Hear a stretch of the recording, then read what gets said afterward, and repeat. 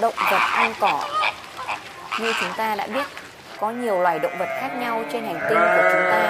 Hôm nay, chúng ta sẽ nói về động vật ăn cỏ. Đây là những động vật được cho ăn hoàn toàn bằng thực vật. Nó bao gồm những loài chỉ ăn lá, cỏ, cũng như những loài ăn quả và hạt.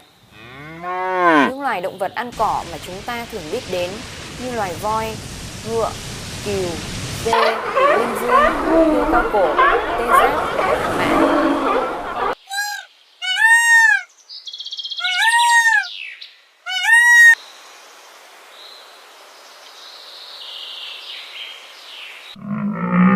Hươu cao cổ thường sống ở savan, đồng cỏ và rừng thưa.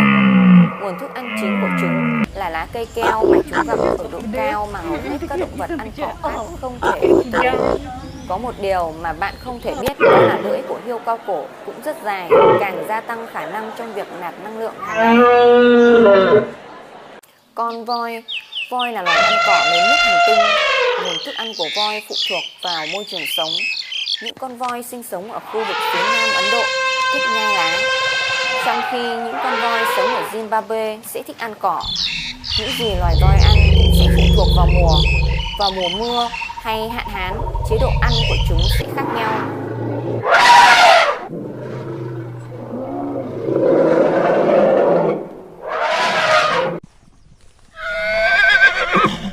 Con ngựa.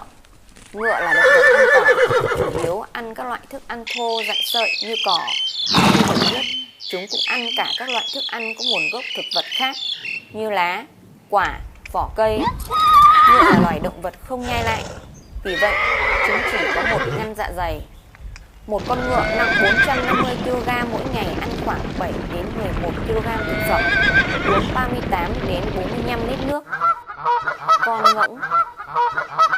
Những con ngỗng được thuần hóa và chăn nuôi như một loại gia cầm để lấy thịt, trứng và lông. Ngoài ra, người ta nuôi chúng để giữ nhà, canh gác khá hiệu quả. Ngỗng là loài gia cầm khá phàm ăn. Các loại thức ăn được sử dụng trong chăn nuôi ngỗng gồm thức ăn xanh như rau, bèo, cỏ, củ, quả.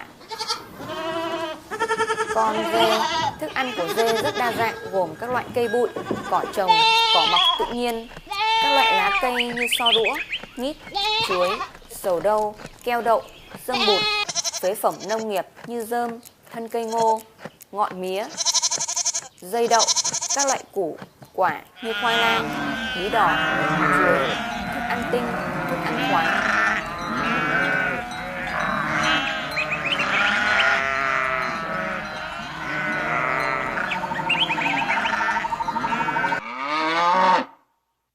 Con bò. Thức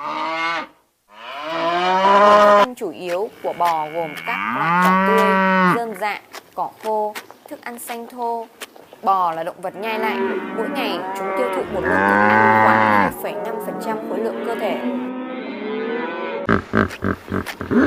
Hà mã. Hà mã là một loài động vật có vú ăn cỏ.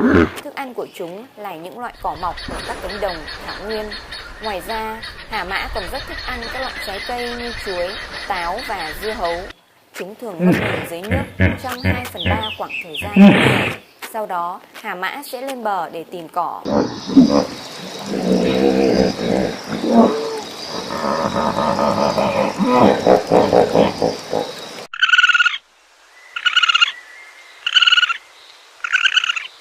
Ngoài ra còn rất nhiều các loài động vật hoang dã như ngựa vằn, linh dương đầu bò, hươu nai, tuần lộc.